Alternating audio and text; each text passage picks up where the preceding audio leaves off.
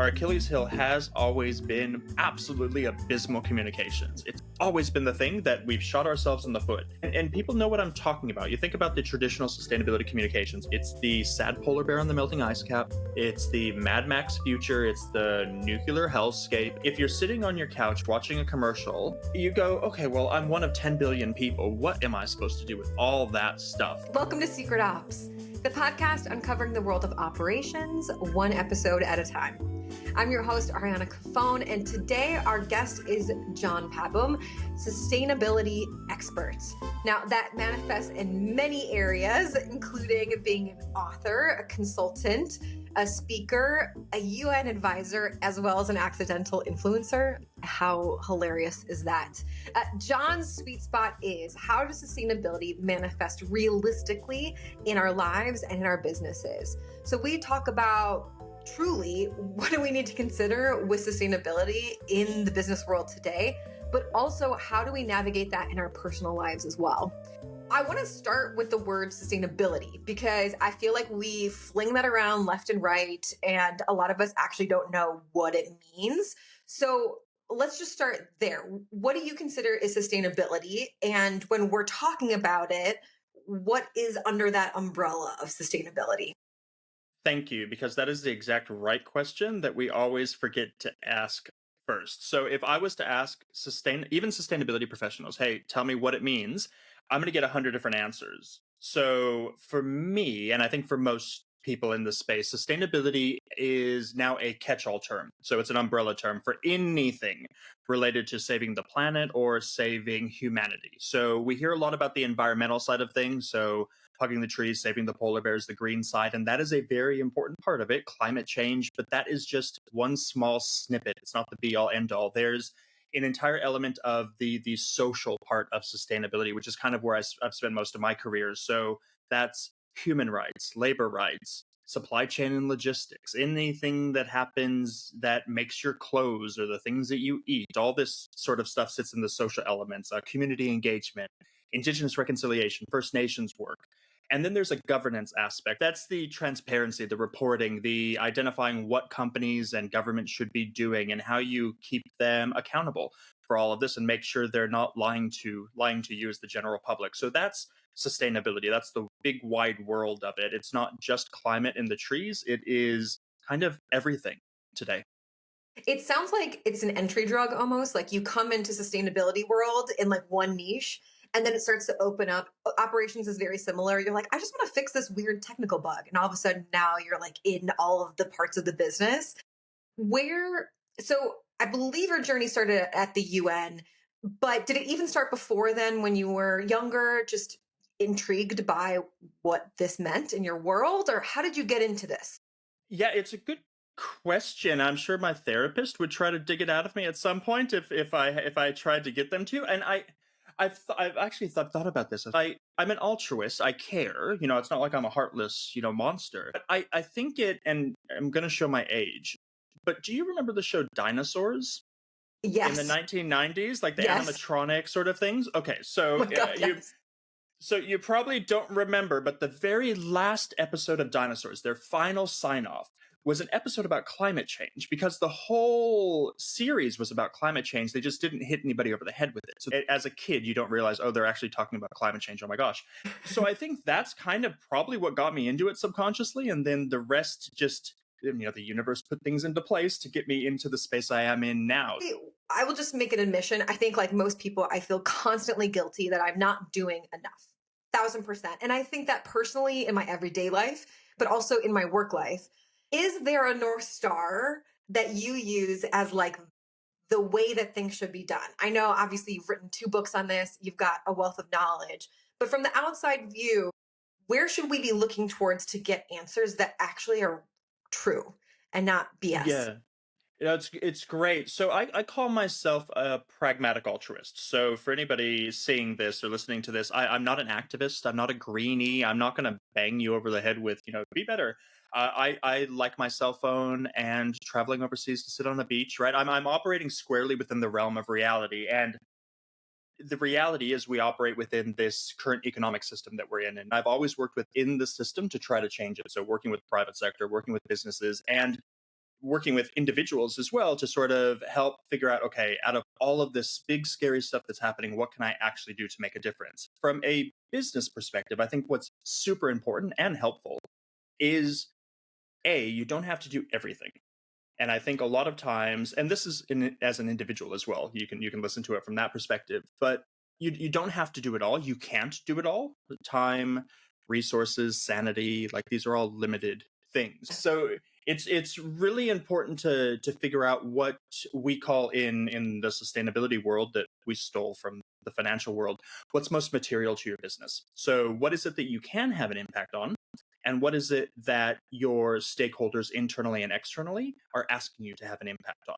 So that is an amazing starting point because that takes the 100 things that you could be doing and starts to narrow it down into the 3 or 4 things that you need to be doing. And just from an operational business perspective, it makes sense to do that too, because again, all of these Totally. resources are quite limited. So that's the place to start. And I can't tell a business what those things are because it's very unique to the business. So whoever's listening to this needs to go through that exercise themselves to figure out, okay, this is what I need to be doing. And then to be really laser focused on those handful of things. Mm. So that's the starting point, is to figure out, how do I take this massive universe of stuff that we talked about a few minutes ago and narrow it down to something that I can actually impact. It's funny to me because whenever I talk to people about operations, the hardest thing to do is the simplicity of it, right? That's the most difficult piece, but the most vital piece to making any sort of change. And it sounds like, as far as sustainability goes, it's the same exact thing. I think it's worse because as altruists, as people that care, I go outside and God, I want to adopt every dog, feed every homeless person, go read to the elderly on the weekends, build a home on my vacation, like all of these things. And you can't do that, right? It almost sounds heartless to Mm, say, no, I cannot look that way at that stuff. I need to focus on my little lane. And that's a big psychological barrier to jump over, and one that's taken me a very long time. And when I tell people this, they look at me like, oh, you sell out, you're an awful human being. And I don't know, maybe I am, maybe I have it wrong. I don't think I do. But by focusing on the particular lane and knowing that you're not an army of one, knowing that there are millions, if not billions, of other people who care just as much as you, they're doing all the other stuff, and everybody is contributing in the way that they can best contribute to. how do you think the passion for it contributes to finding that thing that you want to work on? So, for me, a big shift in my life is I had a baby, and between hormones and having a child, it has completely reframed how I look at the world, listen to things, interact. And that was a huge sort of light bulb moment of how I have now operated in my life. How do you match up those things together? Is it finding that one thing that really gets you pissed and then running after solving it? Or is it the thing that enlightens your creativity? Yes, all of it. So I always tell people, and this is more sort of the people perspective, but it applies to business as equally as to people. Identify your passion point. It's something you're passionate about. That's the thing you care about, or the thing that angers you, or you want to make a difference in. The thing that you have a special skill in, because there are niches within sustainability. We talked about how it's a big, wide world. Someone needs the expertise to do all of these things. So something you're an expert in, or if you're financially well off, congratulations, something you can contribute to, because we need money. Mm. So these are sort of the 3 big passion points. And once you identify what those are, again, stick to it. And you'll start to really see that impact. It's when we spread ourselves too thin, when we're doing things that we think we should be passionate about, but we're not actually passionate about. That's when things just really don't work out. Like for me, I've never been passionate about climate. I know it sounds weird coming from somebody in the space, but I there are love that scientists. surprised me. I'm going to be real I know. in the best way possible. I mean, I care. I don't want us. I Yes. don't want the oceans boiling. Of course I care, but I'm not a scientist. It's not my area that I can absolutely contribute to, because the scientists are taking care of that stuff. The activists that are hanging off the side of whaling ships, they're taking care of that stuff, and I'm happy to let them take care of that while I focus on the governance stuff that most people absolutely do not want to touch. So it's sort of 2 sides of just the same coin.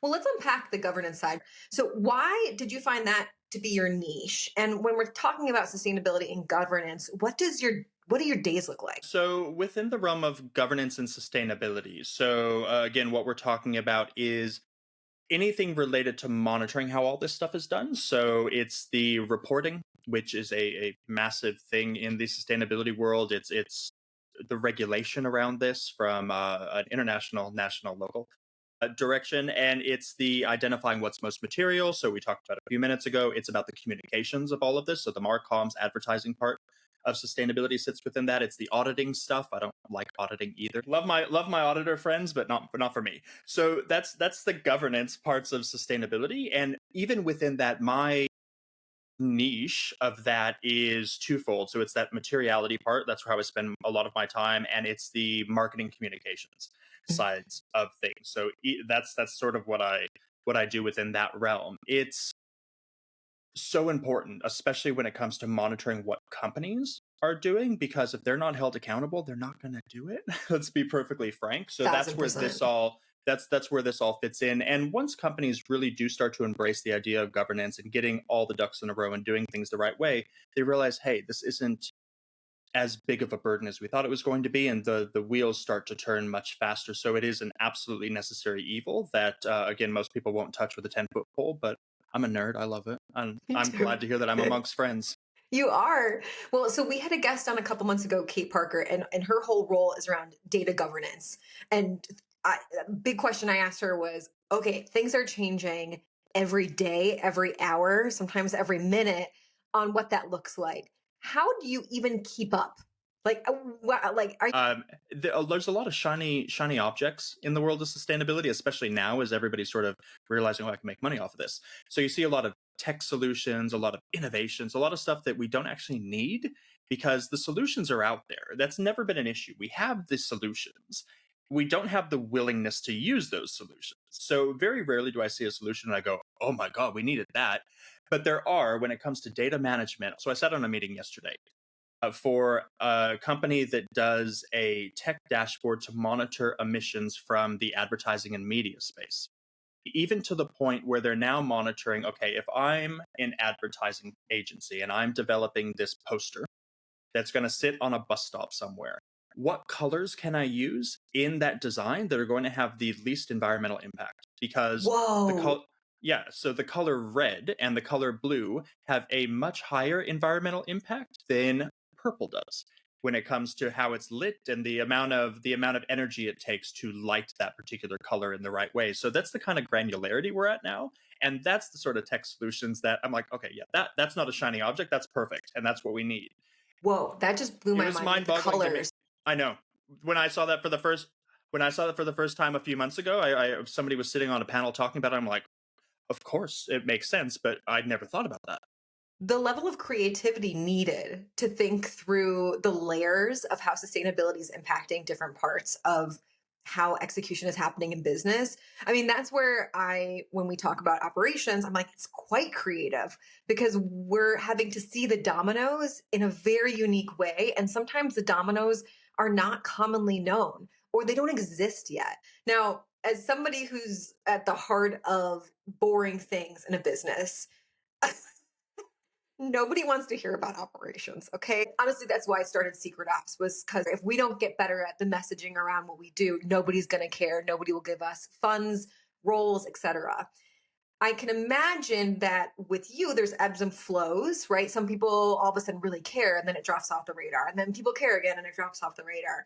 What are some things that you've learned along the way to help with messaging and then marketing sustainability efforts that's effective? Our Achilles heel has always been absolutely abysmal communications. It's always been the thing that we've shot ourselves in the foot. You think about the traditional sustainability communications, it's the sad polar bear on the melting ice cap. It's the Mad Max future. It's the nuclear hellscape. It's all these things that if you're sitting on your couch watching a commercial, and you see a little girl in a far off place that you can sponsor for the price of a cup of coffee, you go, okay, well, I'm one of 10 billion people. What am I supposed to do with all that stuff? And so I'm just going to sit on my couch and do nothing. And I think that's kind of where we are. It's less about raising awareness of things because if you don't know something's going on, your head's in the sand and I don't have time for you.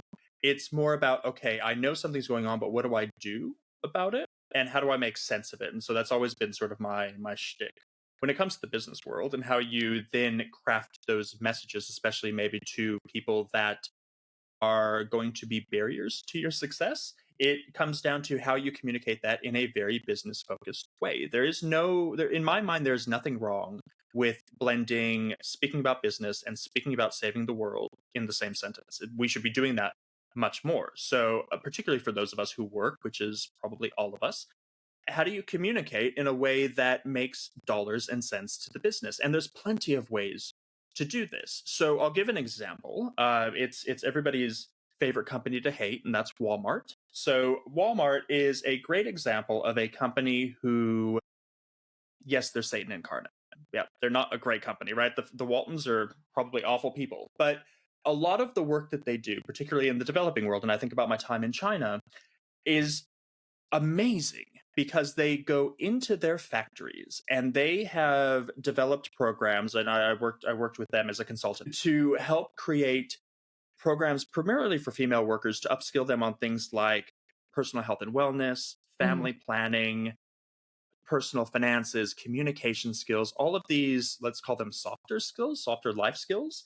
And there was a reason for that. And this goes back to this idea of how we communicate this stuff. So, the way we position that is when we went in to talk to primarily middle managers at Walmart factories, you can't go and say, hey, we want to help your female workers be better people. No, we'll get laughed out of there, right? Nobody cares about that stuff because all they care about is the bottom line. So, what we said is we went in and we said, hey, so your female workers make up, I'm just throwing out fake numbers here, they make up, let's say, three-quarters of your working population there. And in China, abortions are considered a form of contraception. So if your workforce is 75% of them are female, and let's say at any one time a quarter of them are out having a procedure, recovering from a procedure, that's a quarter of your workforce out. But if we go in and we do an educational program saying, hey, you have other options than this, people may take up those options, or they'll realize, okay, there are other things that I can do. And all of a sudden, you have a larger part of your workforce at work. They're more productive at work. They're not out getting a procedure or recovering from a procedure. They're probably happier when they're at work, which also leads to more productivity. And all of a sudden, your bottom line goes up. And you did all that at the same time as you did an altruistic thing. So you blended the altruistic with the very practical kind of business focused conversation. And that's how these things need to be approached. That's such a good point. When you're making changes in a business, there are quantifiable changes or quantifiable metrics that will open the door to being able to do something, right? In this case, how do you have less downtime of employees having to do these medical procedures? That's the metric to get the approval. And then what's happening behind the scenes is all of these other benefits that are invisible. And that's the balance is like, how can you use one to open your door for the other things to happen simultaneously? How can you affect good in multiple ways? It doesn't have to be one or the other. It can be both, and it should be both. I get it. It feels icky. Like if you're hearing doing things like that for the first time right now, you're probably going, no, but that's how you get the conversation going, because it's all well and good to have an altruistic aim and you want to help these people. We're talking about the women in the factories, for example, but if you don't have the way to get the foot in the door to help them, then what are you doing? You got to find that angle in. The pragmatism is entirely necessary. I have such issues with activists and I write about it all the time. So this is nothing new for anybody who's read my stuff. What I take issue with activists is the ones that don't have a pragmatic plan in mind, that they just show up and do things like they throw tomato soup at paintings. Like, what are you doing?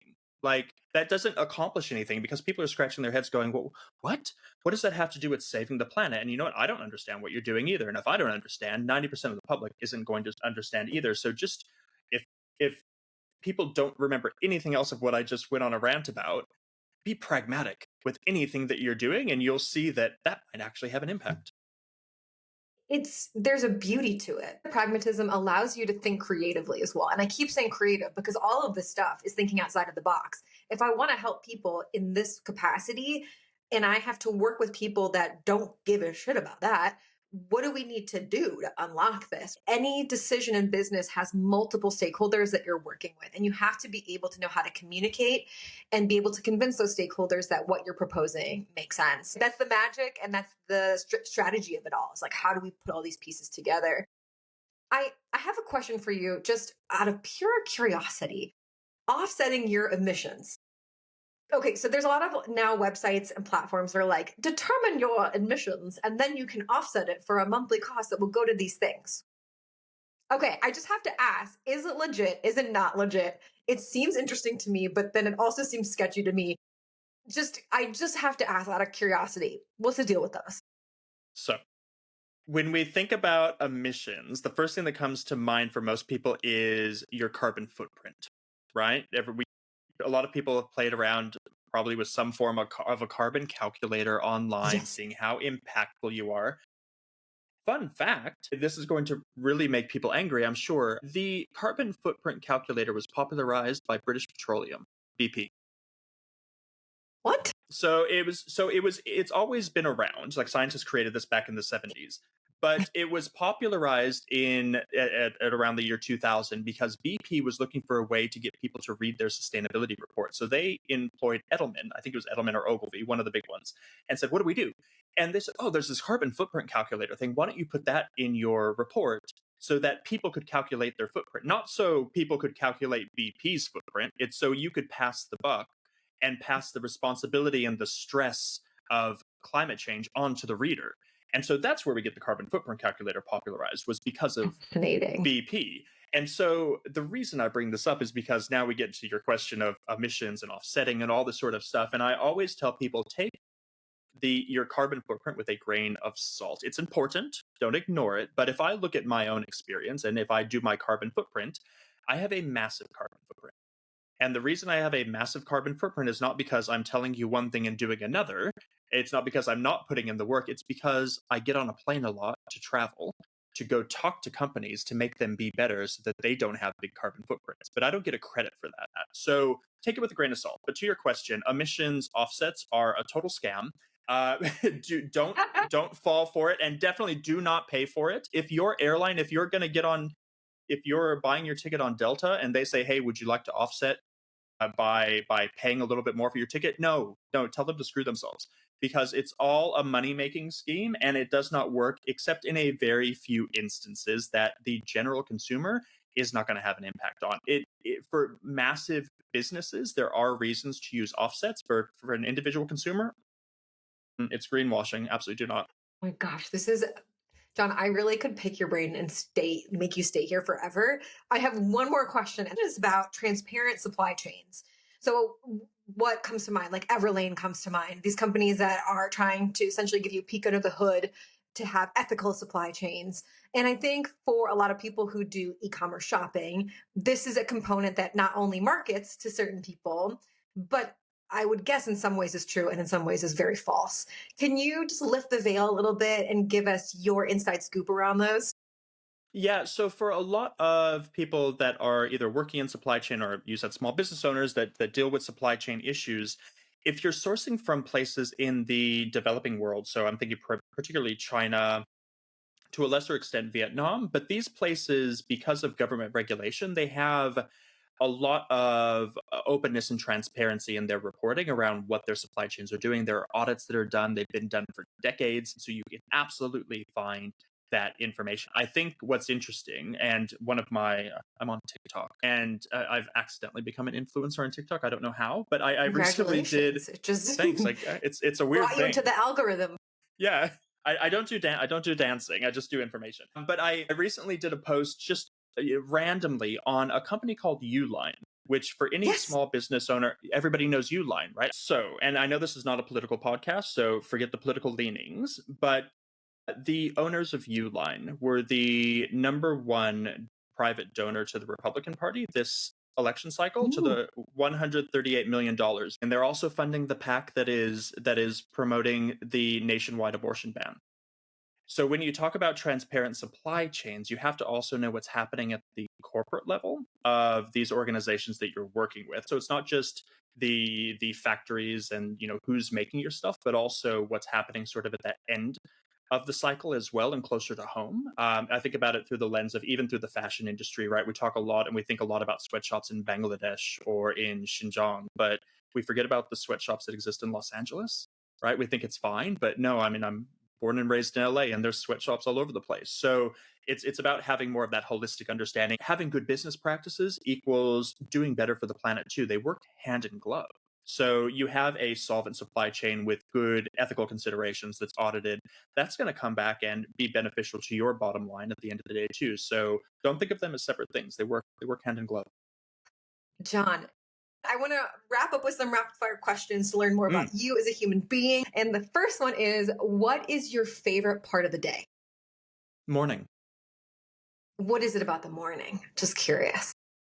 This says so much about me. I like being by myself. So morning is when you can actually be by yourself and have a bit of solitude and quiet. That's why. What is something that makes you little kid happy? I like traveling. So anytime I'm at somewhere new, getting lost in a place, that sounded so eat, pray, love, but it's true. It's what actually makes me quite happy.